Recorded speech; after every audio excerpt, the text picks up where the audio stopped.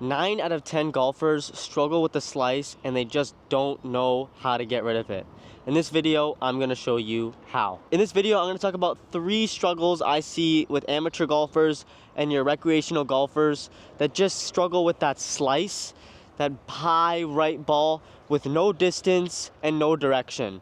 I'm going to show you how to get rid of that and how we're going to be able to fix that. So there are 3 things I see primarily with beginners and amateur golfers. And the first one would be your grip, right? So with amateurs, I see a lot of them use a weak grip. So this would be a good grip, right? In your fingers here, coming across and then coming down with this line here pointed towards your right shoulder. Now, a weak grip would be a grip that's in your palm, okay? Now, when golfers have their grip in their palm, especially on their lead hand, so in this case my left hand because I'm a right-handed golfer, what would happen is, right, so I'm going to put it in my palm, they're not able to release the club properly. So when they come to impact and then they go through, their club face is still open. They're not able to turn their right hand over and release the club because this left hand is actually blocking their release. So what we're going to want to do instead is take our grip from our palm here. What we're going to want to do instead is take our grip from our palm here and actually shift it towards our fingers so that now we're able to release with our right hand correctly and come through the ball, right? When our grip is in our fingers, our right hand is able to now turn over. It can turn over here, and now we can square that club face properly at impact, okay? So that's the first tip that I saw with most amateur golfers that is super simple and easy to fix, which is just that weak left hand grip. Now, number 2, I had a student this week who was massively struggling with this issue, and again, it was a simple setup issue. Now, if I take my club and I place it across my body for a good setup here, my club is pointed straight. My shoulders are pointed straight at target, which means my swing path is going to be straight. Now, with this student in particular, their shoulders were pointed way out to the left. Now, what does this mean?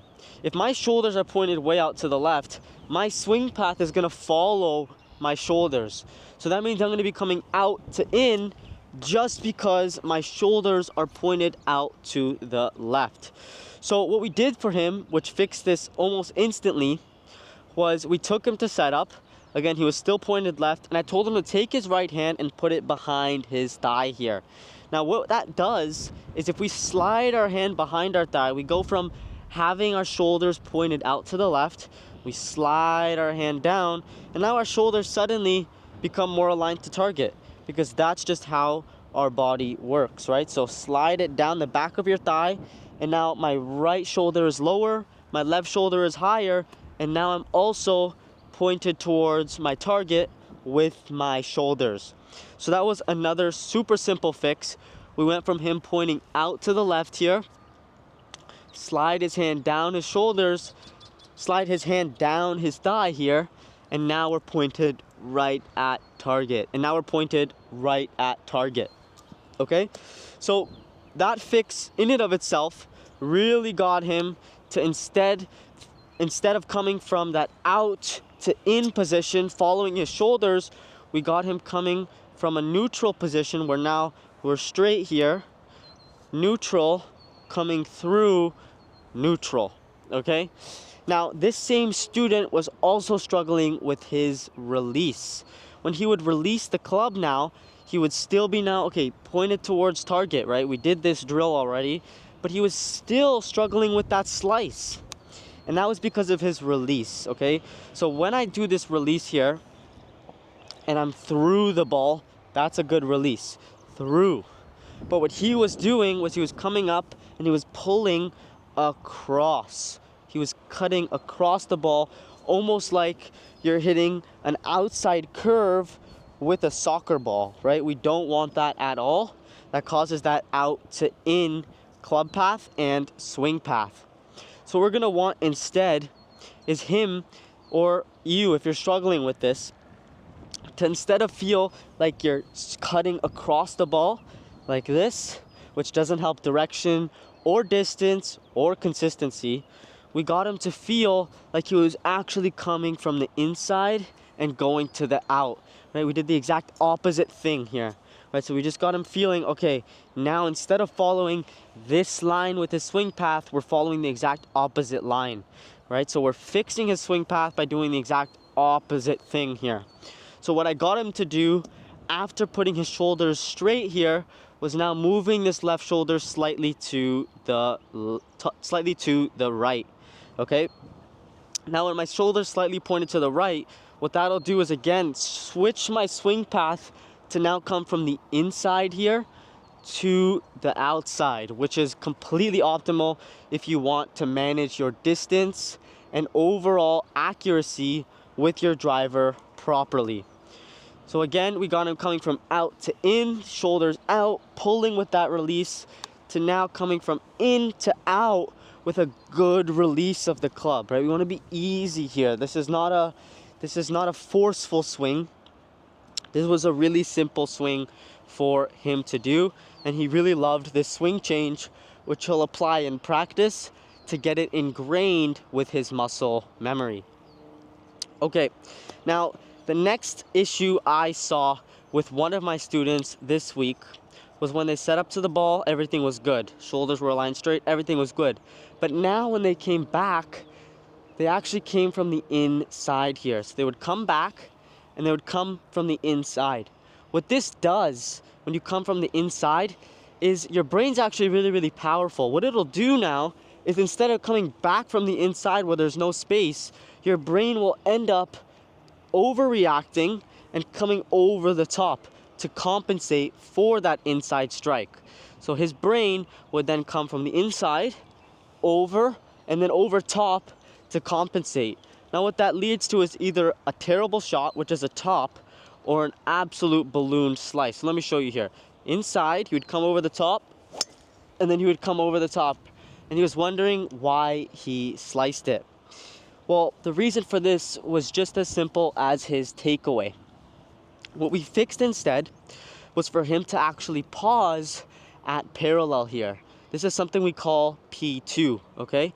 So this is position 2 in the swing, where we now take it back and we pause.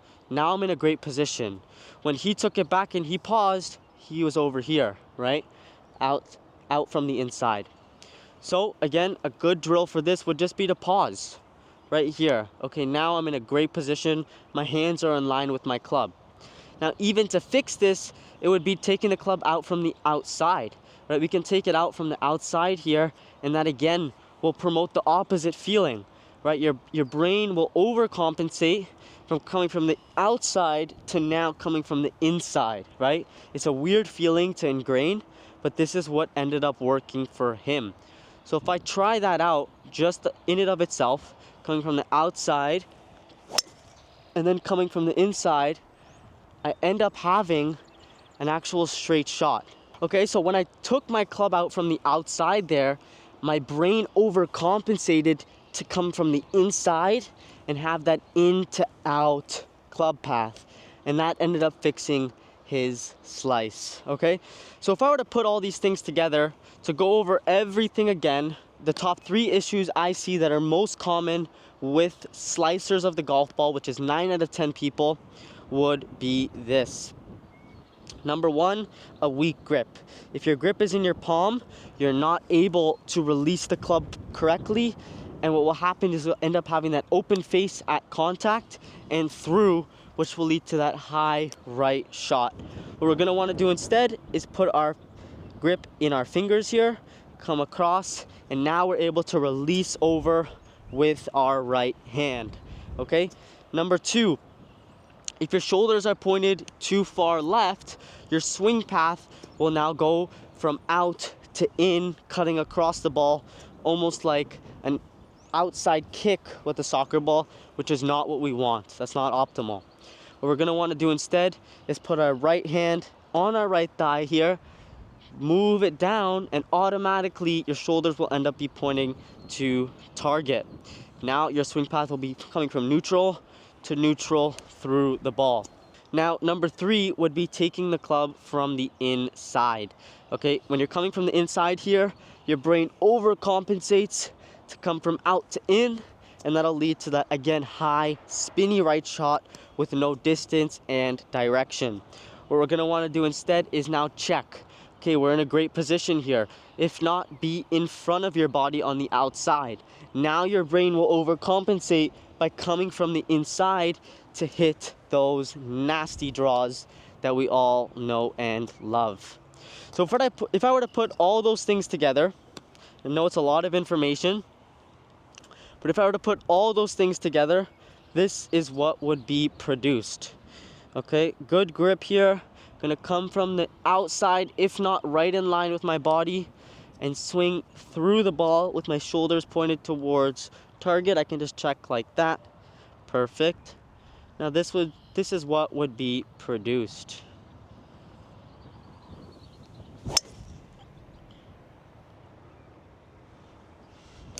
So if you guys like this type of content, click the subscribe down below here and watch my new recent upload right here.